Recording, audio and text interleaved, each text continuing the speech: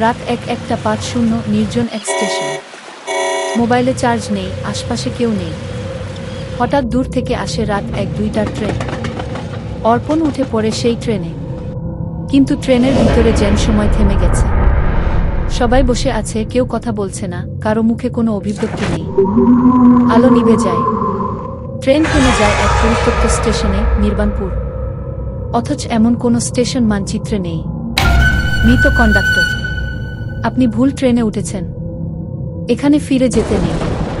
Train উধাও। পরদিন পত্রিকায় খবর। পরদিন খবরের কাগজে আসে নিখোঁজ এক যুবক ও রাত ১-২টার রহস্যময় ট্রেন। অথচ এমন কোনো ট্রেন গত ৫-০ বছর ধরে চলেই না।